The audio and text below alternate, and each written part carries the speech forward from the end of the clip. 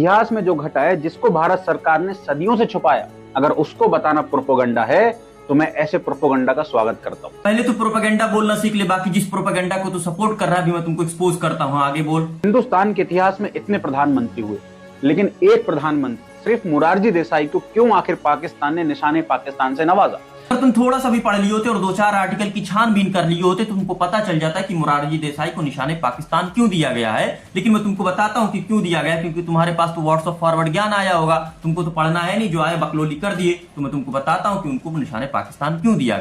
तुम जाकर के द प्रिंट का ये न्यूज आर्टिकल देख लेना, जिसमें ये बताया कि पाकिस्तान ने आधिकारिक रूप से लिखा कि देसाई को ये पुरस्कार उनकी अटूट शांति के प्रति प्रतिबद्धता और दोनों देशों के बीच संबंधों में सुधार के लिए दिया गया है। उसके बाद इंडिया टुडे का ये भी आर्टिकल पढ़ लेना, जिसमें ये बताया गया है कि उनके प्रधानमंत्री कार्यकाल में यानी कि 1977 से 1979 में उन्होंने संवाद और डायलॉग पर जोर दिया, सैन्य तनाव और नाभिकीय उन्माद से दूर रहने की नीति अपनाई, जिसे पाकिस्तान ने सकारात्मक रूप में देखा और उसके बाद इन्फ्लुएंस होकर के 1990 में उन्हें निशाने पाकिस्तान से अवार्ड किया। तुम जिस पार्टी की दिन रात चाटते रहते और जिस संघ का तुम गुणगान करते हो, उसी संघ का एक नेता जिसका नाम है के आर मलकानी, जो कि ऑर्गेनाइजर का पूर्व संपादक था, उसने खुद टाइम्स ऑफ इंडिया के लिखे पत्र में यह माना है कि पाकिस्तान ने देसाई को सम्मानित करके खुद को गौरवान्वित महसूस किया है।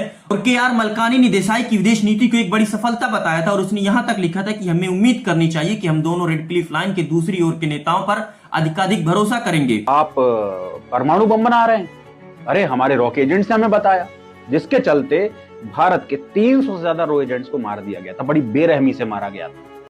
इसने सफेद झूठ बोल दिया कि हमारे देश के 300 एजेंट मारे गए थे, but there is no single evidence and there is no verified data that 300 agent killed by the Pakistan. But इसने ड्रामेटाइज क्लेम कर दिया कि 300 एजेंट मारे गए थे, इसका कोई वेरीफाइड डेटा नहीं। अगर वेरीफाइड डेटा है तो मुझे ला करके दे कि मैं यहां से बताया हूं कि 300 एजेंट मारे गए थे।